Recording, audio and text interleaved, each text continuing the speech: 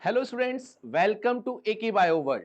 बच्चों, आज का हमारा जो टॉपिक है, जो चैप्टर है, दैट इज ह्यूमन रिप्रोडक्शन। और उसमें हम बात करेंगे आज मेल रिप्रोडक्टिव सिस्टम के एक छोटे से कंपोनेंट एसेसरी ग्लैंड्स की।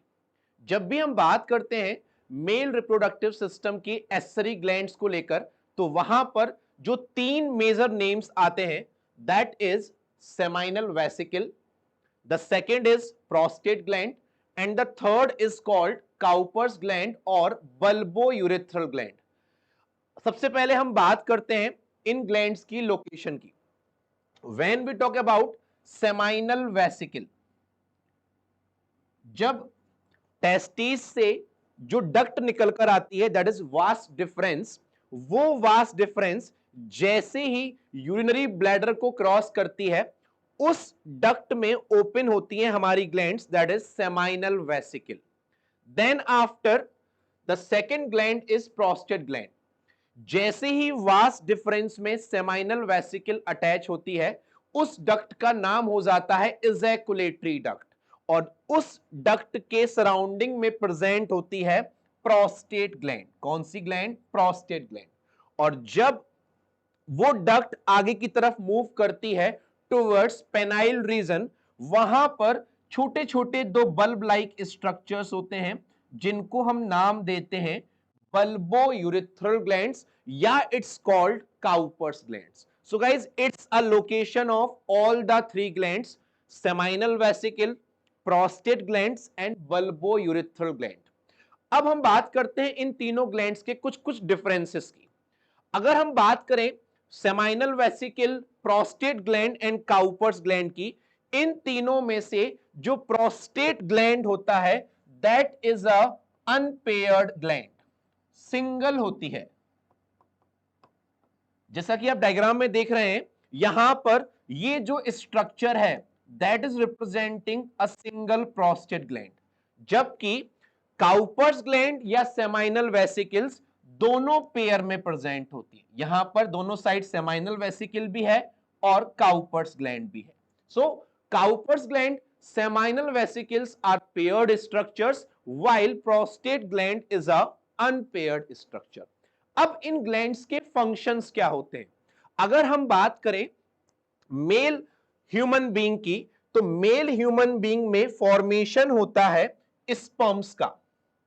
वो स्पर्म्स टेस्टिस के अंदर फॉर्म्ड होते हैं, और इन स्पर्म्स के साथ मिक्स होता है secretion of all these reproductive glands. और जब इन तीनों ग्लैंड्स का सिक्रीशन स्पर्म के साथ मिक्स हो जाता है, तो उस कंबाइंड सिक्रीशन को हम नाम देते हैं सीमेन। क्या नाम देते हैं? Semen. During one ejaculation, approx 3 to 4 ml of semen comes out। During one ejaculation कितना सीमेन आता है बच्चों? 3 to 4 ml। अब इस सीमेन में इन ग्लैंड्स के क्या क्या सिक्रीशंस होते हैं, कितना इन्वॉल्वमेंट होता है और क्या क्या कंपोनेंट्स होते हैं, हम उसको डिस्कस करते हैं। जब हम बात करते हैं सेमाइनल वेसिकल की, सेमाइनल वेसिकल इस सीमेन का 60% पार्ट सिक्रीट करती है, और सेमाइनल वेसिकल के सिक्रीशन में प्रेजेंट होता है एक सबसे important component, that is fructose.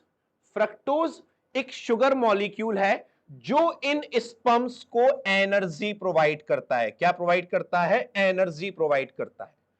Similarly when we talk about prostate gland, prostate gland का जो सिक्रीशन है, वो सीमेन का अप्रोक्स 30% पार्ट बनाता है, और इस सिक्रीशन में सबसे इंपॉर्टेंट मिनरल होता है कैल्शियम।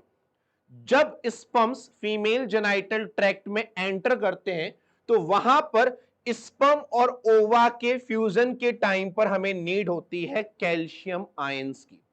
कैल्शियम आयंस के साथ साथ कुछ एंजाइम भी प्रेजेंट होते हैं प्रोस्टेट ग्लैंड के सिक्रीशन में। तो 60% part seminal vesicle, 30% part prostate gland, और रिमेनिंग 10% पार्ट इन्वॉल्व होता है काउपर्स ग्लैंड का। किस ग्लैंड का? काउपर्स ग्लैंड का, जिसको हम क्या बोलते हैं? Bulbourethral gland. बट अगर हम बात करें काउपर्स ग्लैंड की, तो इस ग्लैंड के सिक्रीशन में कोई ऐसा इंपॉर्टेंट केमिकल तो नहीं होता, but it's also play a important role. और वो रोल क्या होता है बच्चों, ध्यान से सुनिए। जब हम बात करते हैं यूरेथ्रा की, किसकी बात करते हैं, यूरेथ्रा की। Urethra is the common pathway for urine as well as semen. Urethra से यूरिन को भी पास आउट होना है, सीमेन को भी पास आउट होना है, और दोनों का पीएच अलग अलग होता है। इसी वजह से जो काउपर्स ग्लैंड है, that provide lubrication to that pathway. क्या प्रोवाइड करता है, lubrication to pathway, so that उस पाथवे से सीमेन और यूरिन इजीली पास हो सके। So guys, this is about all the glands of male reproductive system and their secretion, which is collectively called semen. Thank you so much.